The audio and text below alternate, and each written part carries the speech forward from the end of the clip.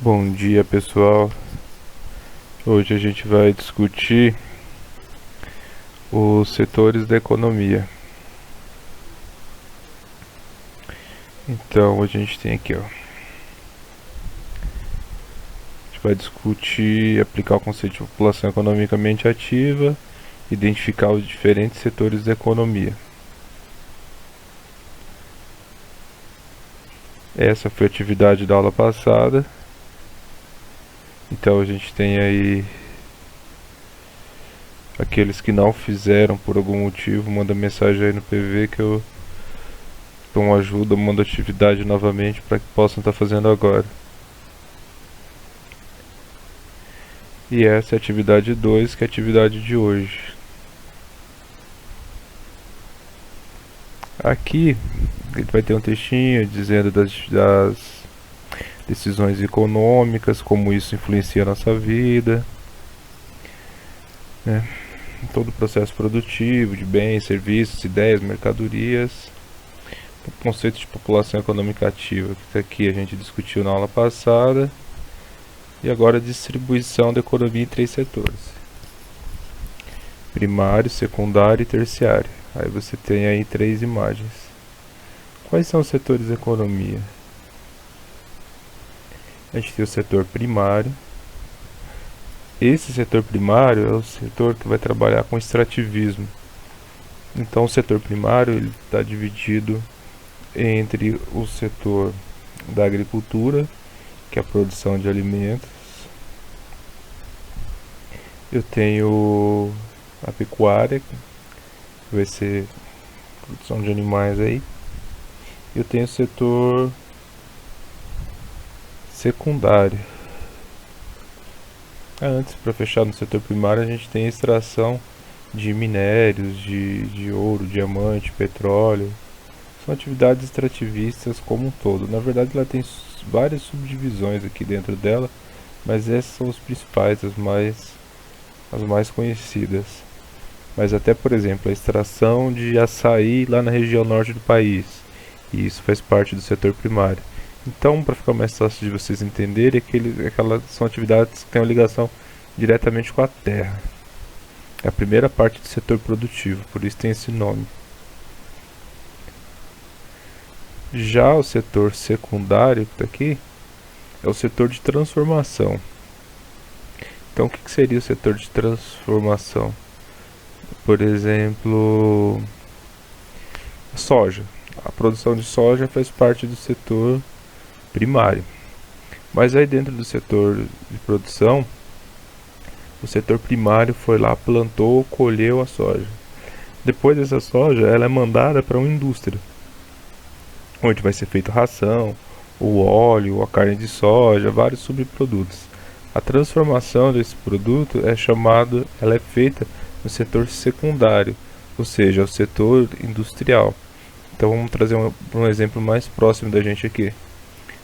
Lá no interior do país, região de Goiás, Mato Grosso ou Bahia, o produtor vai ter o produtor de algodão, que vai produzir lá várias toneladas de algodão. Esse algodão ele é utilizado para a produção de tecido, de roupas.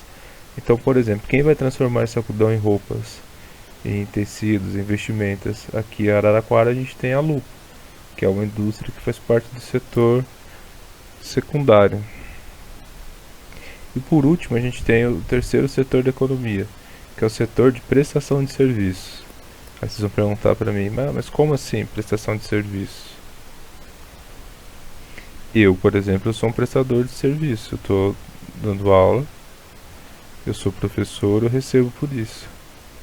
Então eu faço parte do setor terciário. Quem também faz parte do setor terciário é o cara que vai vender os produtos produzidos lá no segundo setor. Então você vai lá no shopping, numa loja e compra meias, por exemplo. Essas meias, elas são feitas de algodão, que foi produzido lá na Bahia, por exemplo.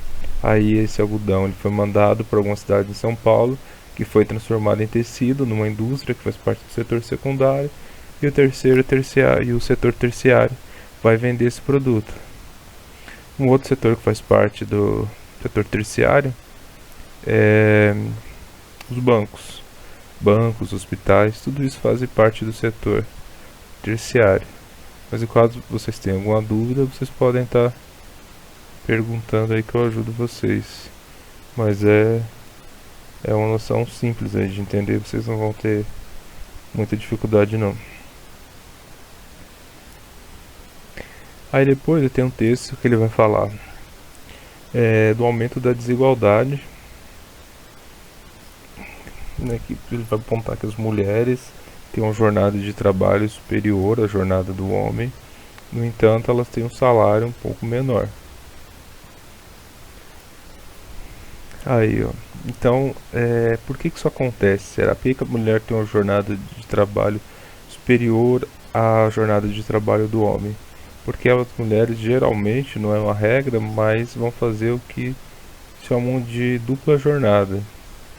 Aí vocês vão falar pra mim assim, mas como assim dupla jornada? De repente na casa de vocês acontece isso, que a mãe vai, trabalha fora o tempo todo, numa empresa ou no comércio, e chega em casa ela ainda tem que cuidar dos afazeres domésticos. Então esse fato de trabalhar fora e trabalhar em casa, isso caracteriza uma ampliação da jornada de trabalho. Aí vocês têm um textinho aí que vai falar sobre isso. Segundo o Instituto de Pesquisas Econômicas e Aplicada, IPEA, as mulheres trabalham em média 7,5 horas a mais que os homens. Nesse período, a maior parte do trabalho é conhecido como jornada dupla. Justifique porque isso ocorre e aponte as implicações. Então, por que isso ocorre? Eu expliquei para vocês. Essa questão da jornada fora e da jornada em casa.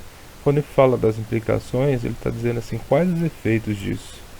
Quais seriam os efeitos para a saúde da mulher, para a educação dos filhos em casa? Então vocês devem pensar a resposta de vocês nessa linha. Depois, o IBGE divulga anualmente a tábua completa de mortalidade, que apresenta a expectativa de vida às idades exatas até os 80 anos, correspondente à população do Brasil. Essa tábua de mortalidade tem sido utilizada como um dos parâmetros necessários para o cálculo dos valores relativos à aposentadoria dos trabalhadores que estão sob o regime geral da Previdência.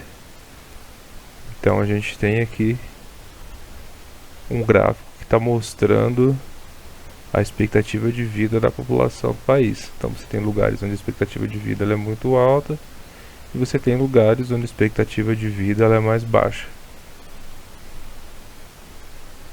Então vamos colocar aqui entre os mais altos, vai se destacar aqui Santa Catarina. Entre mais baixos eu tenho Maranhão. Na média, os brasileiros possuem aí uma expectativa de vida de 76 anos de idade. Uns vão morrer muito cedo, outros vão morrer mais tarde, depois dos 100 anos. Então, na média, dá isso aqui, 76 anos de vida. Então, lembrando que a gente está falando da média. Aí vocês vão colocar qual a expectativa de vida do brasileiro e da população no estado de São Paulo. São os números bem fáceis de interpretar, eles estão aqui no gráfico. Vocês vão pegar e vocês vão olhar e responder. Então, é simples, não tem segredo. Aponte os fatores que contribuem para o aumento da expectativa de vida. Essa questão ela vai abordar tudo que foi visto ao longo do bimestre. A gente falou do avanço da medicina, melhoria das condições de trabalho. Aí vocês vão falar, mas está ruim. Tá ruim hoje, mas se a gente for comparar com o que era algumas décadas atrás, a situação talvez não seja tão ruim assim. Então vocês devem pensar nessa linha. Por último, eu tenho essa atividade aqui, que é uma atividade de recuperação. Então, aqueles alunos que porventura perderam alguma atividade, manda mensagem aí que eu vou estar explicando como faz essa atividade, para que vocês possam entregar como efeito de recuperação. Lembrando que o bimestre termina agora, na próxima semana vocês pegam o último roteiro, então tá acabando, tá? Uma outra coisa que vocês devem lembrar é o que eu sempre peço. Pergunta, resposta. Pergunta, resposta. Quero pergunta e resposta no caderno. Tá? Quando eu falo pergunta e resposta, se vocês observarem, as perguntas nem são tão longas. Então é simples. Eu não quero que vocês copiem gráfico, texto, nada.